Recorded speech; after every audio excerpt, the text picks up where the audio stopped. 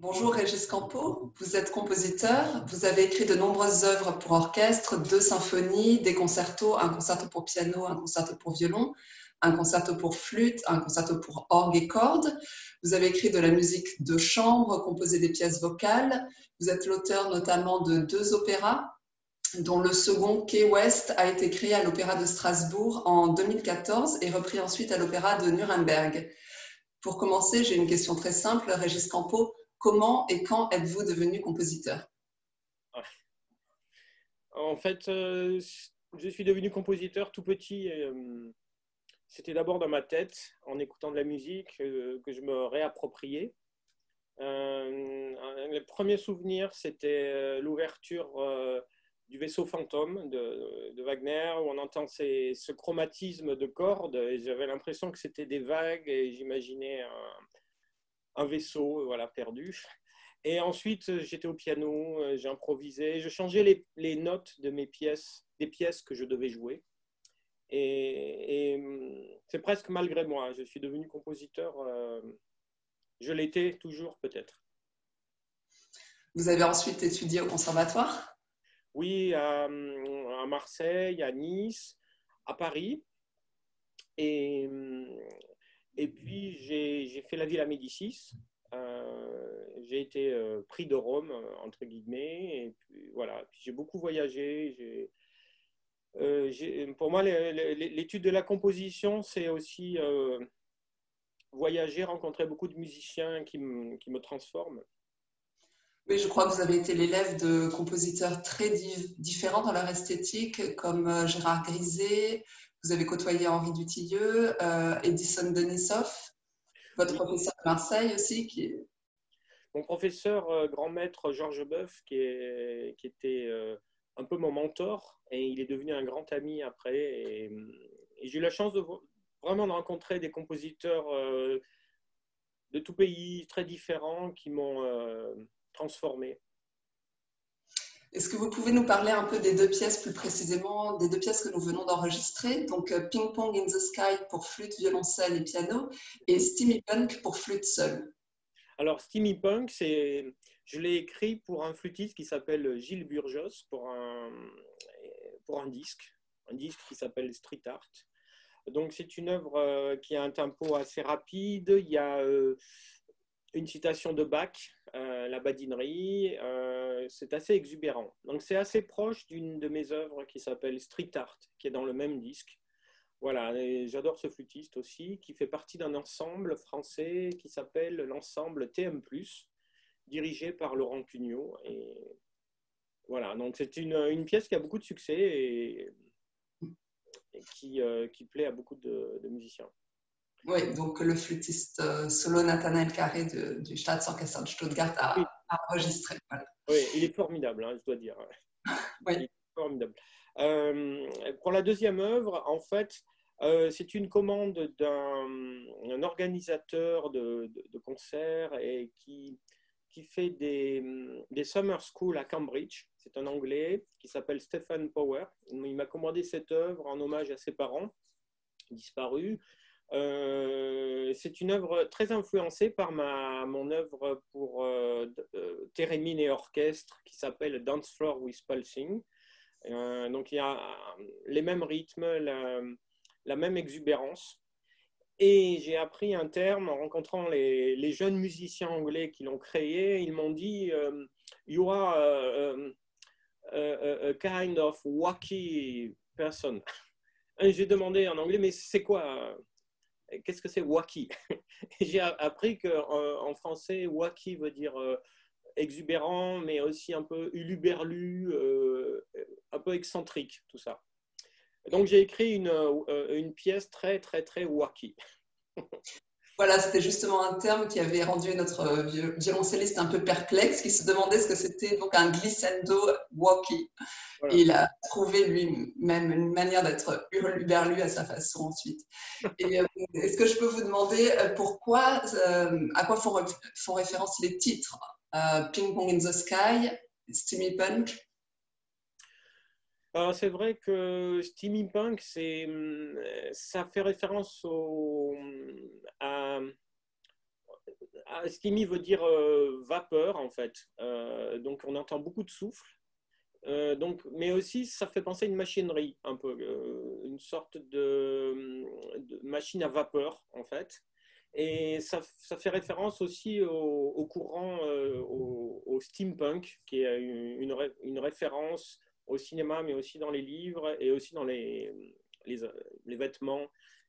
Une sorte de futur qui n'a jamais existé au 19e siècle, un peu à la Jules Verne, où on invente des postes de télévision en bois à la fin du 19e siècle, enfin des dirigeables de partout. Et cette pièce est un peu comme ça, un peu anachronique, disons, et excentrique. Et Ping Pong in the Sky, c'est très affectif comme titre, puisque je faisais référence justement aux parents du commanditaire. Et j'imaginais que ses parents étaient au-dessus des nuages, dans le ciel, justement, et peut-être jouer au ping-pong, ou jouer, s'amuser. Donc, c'est une manière de sortir un peu parfois de notre époque qui est très pesante, très toxique aussi. Et ma musique va dans ce sens-là, justement, et essaye de sortir un peu, de complètement sortir, de se libérer de notre époque de pandémie, évidemment. Et vous évoquez donc une autre œuvre pop art. Oui. Je crois que c'est aussi le titre d'un disque. Ça a donné le titre d'un disque qui est consacré à vos œuvres publiées chez Éon, pour lequel vous avez gagné un coup de cœur de l'Académie Charles Cros. Je voudrais que vous développiez un petit peu plus cette idée. Quelles sont vos relations avec le pop art, avec le street art, avec le punk, qui sont les titres d'autres de vos œuvres? Ah oui, parce que c'est aussi le cas de cette œuvre pour Theremin et orchestre qui s'appelle Dance Floor with Pulsing, qui est aussi une référence à la musique populaire, même à une musique techno aussi, mais une musique techno martienne qui vient de Mars. En fait, depuis toujours, on a toujours identifié ma musique comme quelque chose de ludique et qui joue, un peu comme si j'étais un enfant qui jouait avec des objets. Presque défendus et puis je m'amuse donc à la Stravinsky finalement en reprenant des éléments très populaires. Il y a un siècle, Stravinsky reprenait le ragtime qui était le jazz de l'époque et moi je m'approprie des éléments extrêmement populaires, des timbres, des pulsations, des motifs, et je les inclus dans mon œuvre, et dans un ton très souvent, j'allais dire, positif et joyeux. Donc, ce n'est pas de la destruction, c'est vraiment de la construction et dans une sorte de transcendance. Et voilà, ça fait mon identité à travers le monde quand je suis joué.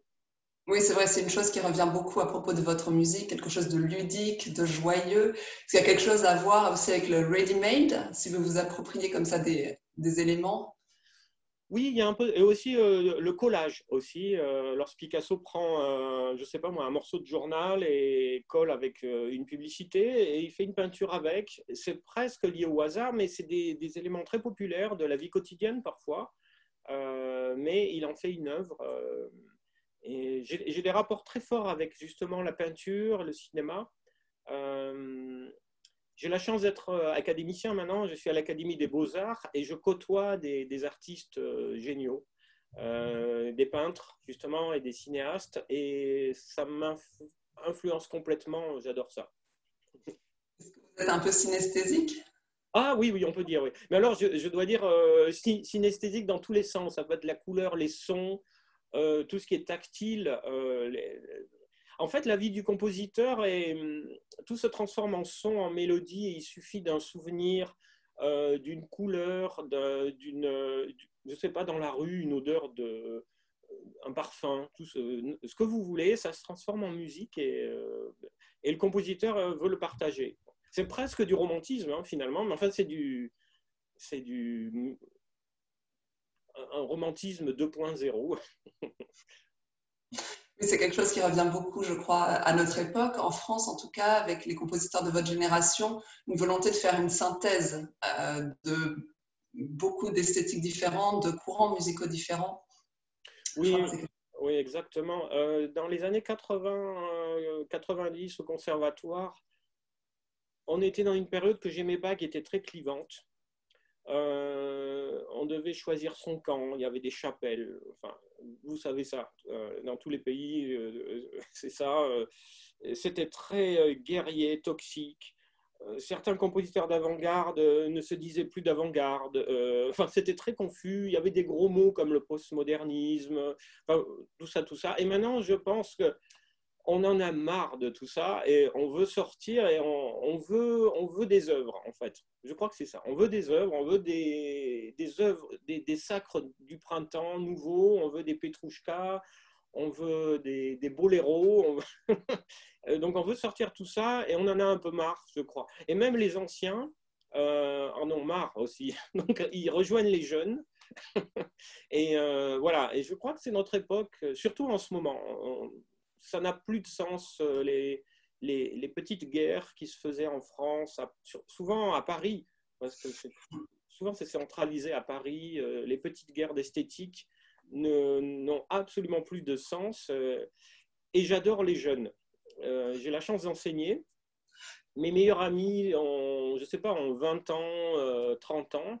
Et j'adore voir comment, parfois ils sont nés avec le siècle, avec Internet, et j'adore voir comment ils voient comment ils perçoivent notre époque avec des yeux nouveaux et souvent très positifs. Vous enseignez la composition au Conservatoire de Marseille et à l'École normale de musique de Paris. Qu'est-ce qui vous tient à cœur de transmettre à vos étudiants et comment peut-on enseigner la composition? La première chose, c'est l'artisanat, c'est-à-dire savoir bien écrire pour les instruments, savoir orchestrer sa propre musique, être curieux, découvrir la création d'aujourd'hui, des compositeurs vivants et du passé aussi, bien sûr. Mais la deuxième chose qui est tout aussi importante, c'est d'être indépendant, personnel, être soi-même et trouver son propre style, sa propre route. Et c'est à moi d'essayer de déceler chez chacun d'eux leur personnalité. Et c'est passionnant. Et en même temps, parfois j'ai des élèves qui ont 20 ans de moins que moi, voire, oui c'est ça, 20 ans, voire 30 ans, et parfois qui ont 20 ans de plus que moi. Et à chaque fois, c'est un échange de générations très différentes. Et je les écoute parce que, surtout les jeunes, qui sont connectés à notre époque d'une manière vraiment inouïe, différente, très riche, et qui m'apportent beaucoup et qui me transforment. Et quels sont vos projets actuellement? Alors, il y a une œuvre très importante pour moi qui sera créée en mars 2021 avec l'Orchestre national de France. Ça sera à Paris et c'est le chef Thomas Sondergaard qui dirigera cette œuvre. Le titre est The Wonder of Life, une œuvre qui s'inspire d'un choral de Bach issu de la Passion selon saint Matthieu. C'est un titre à la Terrence Malick, puisque Terrence Malick a fait des films, par exemple To the Wonder, The Tree of Life. Et mon œuvre est un peu une sorte de bande son sans film, très, très positif, presque transcendantal. Et voilà. Et puis j'ai une grande création qui aura lieu à Stuttgart, qui s'appelle Art Spirit. Et c'est avec l'orchestre de l'Opéra de Stuttgart, et c'est Cornelius Meister qui dirigera cette œuvre. Ça sera pour juillet 2021.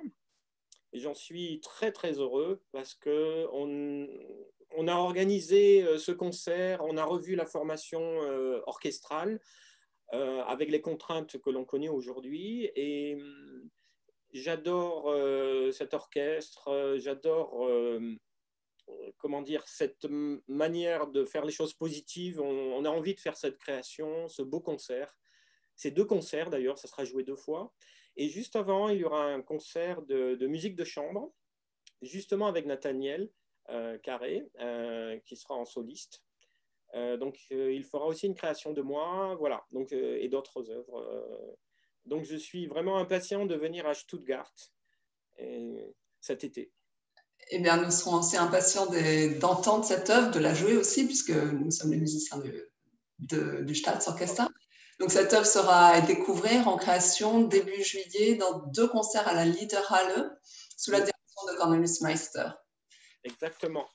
Et je vous remercie beaucoup d'avoir enregistré mes 2 œuvres, Steamy Punk et Ping Pong in the Sky. Je suis vraiment honoré, extrêmement touché que vous fassiez ça pour les créateurs d'aujourd'hui, pour montrer que la vie est toujours là et elle va être encore plus belle lorsqu'on sera sorti de cet horrible virus. Voilà. Eh bien, avons le plaisir de vous rencontrer alors début juillet en live à Stuttgart.